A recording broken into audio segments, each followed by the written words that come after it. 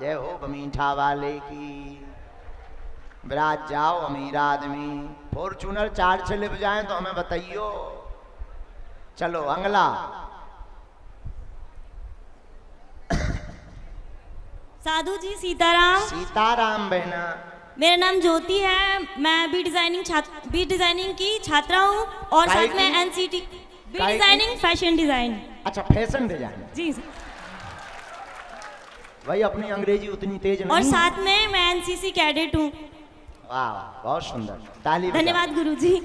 मेरा आपसे ये सवाल है कि जैसे हम कहते हैं कि सभी कहते हैं कि राम जी जो हैं वो अंतर्यामी हैं, वो साक्षात विष्णु जी का अवतार हैं और उन्हें अंतर्यामी कहा जाता है, तीनों लोकों के स्वामी।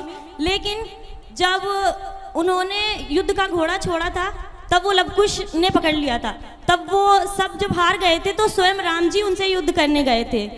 तो स्वयं राम जी क्यों अपनी संतान को नहीं पहचान पाए, अपने लवकुश को क्यों नहीं पहचान पाए? बहुत सुंदर प्रश्न है, ताली बजाओ। जिन्होंने रामायण पढ़ी नहीं है उनके अंदर ऐसे ही कीड़ा दौड़ते हैं। हाँ, जो रामायण समझता नहीं पढ़ता नहीं, यही कीड़ा दौड़ते हैं। कई लोग कहने लगते राम जी जब इतने महान थे, इतने भगवान थे, तो फिर जानकी जी को क्यों छोड़ दिया?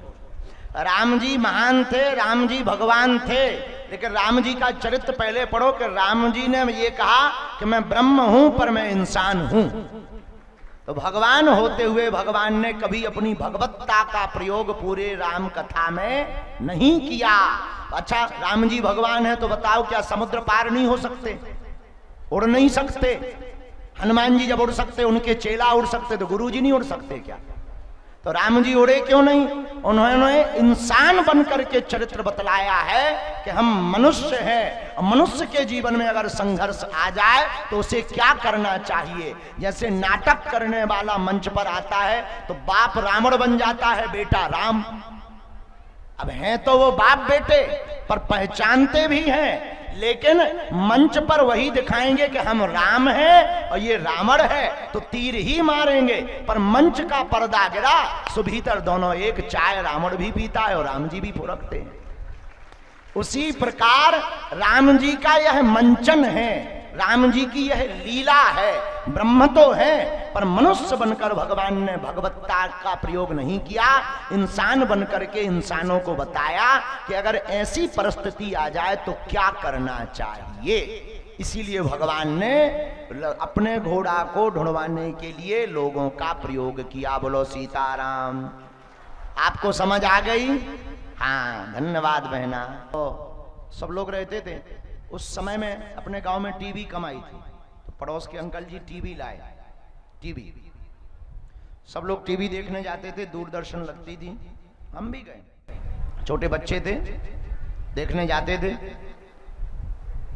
4-5 दिन उन्होंने हमें ठीक खूब बहुत बढ़िया तरीके से टीवी दिखाई, बैठाते थे। 12-1 बजे रात तक टीवी चलती थी। 7-8 बजे लाइट आती थी, पहले लाइट की कटौती बहुत होती थी। वापस आते थे, घर पे सो जाते थे। एक दिन उन्होंने हमको देखते ही टीवी बंद कर दी। हमने कुछ नहीं कहा, हम बाहर निकल आए और हम जैसे ही बाहर निकले तो टीवी चालू कर दी। तो हमें लगा कि इनको हमसे दिक्कत है।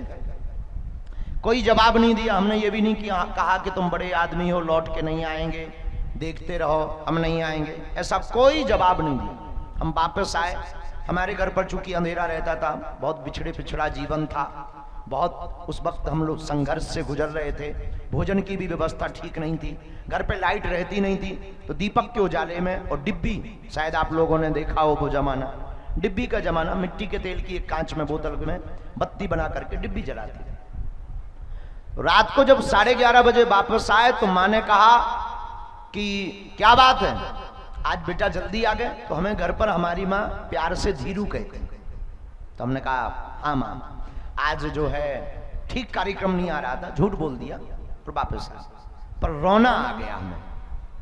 अब माँ के सामने रोएं क्यों, कैसे रोएं, क्या बताएं कि भगा दिया उन्होंने। तो हमारे मकान के पीछे एक नाला निकला है, वहां हम गए, रात का समय था, तो हाथ में कंकड़ लेकर के पैर लटका कर बैठ गए। ऐसे कंकड़ फेंकते फेंकते खूब रोए कि काश आज हमारे पिताजी कुछ करते होते, आज हमारे पास पैसा होता, तो आज बात ही बात पर हम टीवी ले आते, या टीवी देखने ना जाते, खूब रोए, फूट फूट करके रोए। लेकिन वहीं हमने आंसू पहुंच करके ये प्रण लिया कि अब धीरेन्द्र टीवी तो तब देखेंगे जब अपने पिताजी की होगी।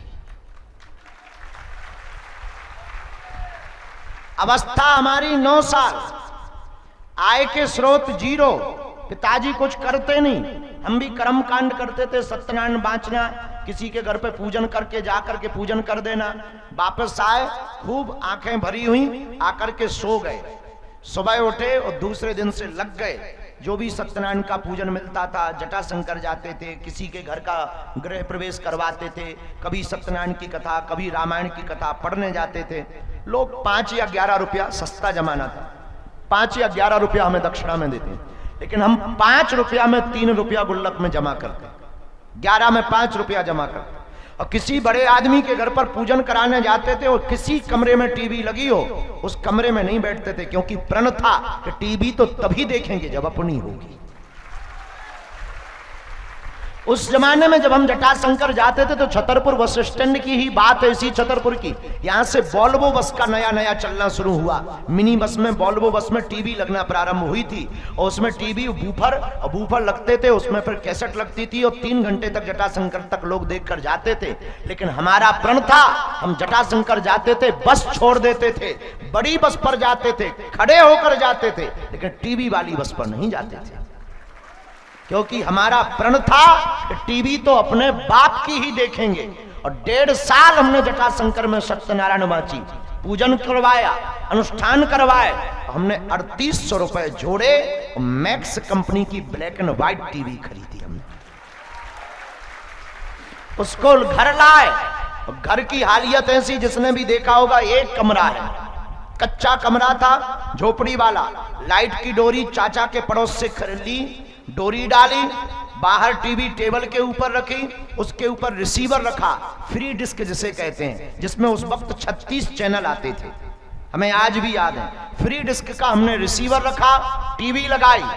भगवान की बड़ी कृपा, हमारे पास उस वक्त कोई सिद्धि नहीं थी कि हमने कोई मंत्र का प्रयोग किया हो, पर पड़ोस वाले अंकल जी जिन्होंने भगाया था, उनकी टीवी फूक गई। हाँ, समय है, हमारे साथ खेल खेलता है समय, फूक गई और वो हमारे यहां आए। हमने आसन दी, हमका अंकल जी बैठिए, तो वो बोले, बेटा, पीठ पर हाथ ठोकते हुए, धीरू, तूने 3800 रुपया 4000 क्यों बर्बाद किए?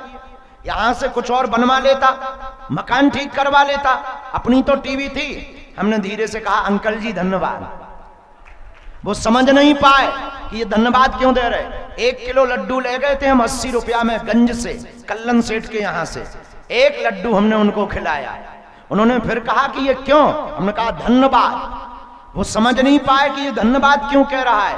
हमने मन ही मन सोचा, ना ये उस दिन भगाते, ना हम टीवी ले पाते, न ये उस दिन हमको भगाते, न हम टीवी ले पाते। लेकिन मेरे बच्चों, जो बताना चाह रहे हैं, मजेदार बात यह है कि जब वो बगल में बैठे और हम टीवी देख रहे थे, आस्था चैनल लगा हुआ था उस वक्त, फ्री डिस्क पर कोई कथा कर रहा था। उसी दिन हमने बैठे बैठे प्रण लिया कि आज हमने टीवी ली, अब धीरेन्द्र कृष्ण शास्त्री तब तक दम नहीं लेंगे जब तक यही अंकल जी हमको टीवी पर नहीं देखेंगे।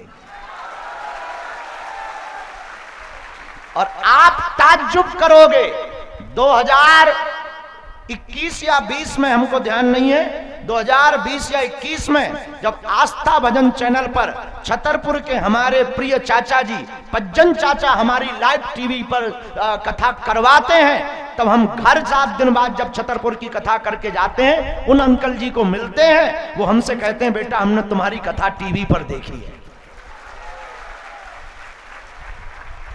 और उस दिन फिर हमें गौरव हुआ कि अब हमने कुछ किया। तब भी हमने हार नहीं मानी, उस संघर्ष में जीते रहे, लगातार जीते रहे संघर्ष में। और आज ऐसा दिन है कि संस्कार टीवी पर आज भी वो चाचा जी हमारी कथा रोज देखते हैं।